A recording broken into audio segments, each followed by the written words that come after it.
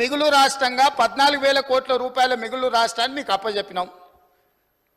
ఆనాడు సంవత్సరానికి 6,500 కోట్ల రూపాయలు అప్పు చెల్లించే పరిస్థితి ఉన్నది.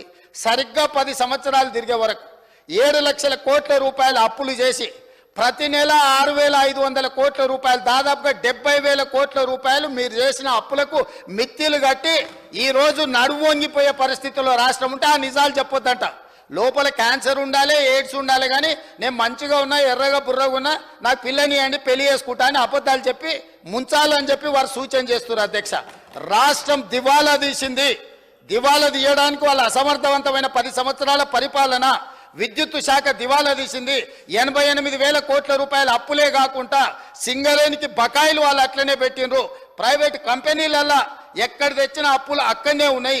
ఇరిగేషన్లో కాళేశ్వరం కట్టిన అంటారు, మేడిగడ్డ కుప్పగూలిపోయింది. ఇవాళ ఆ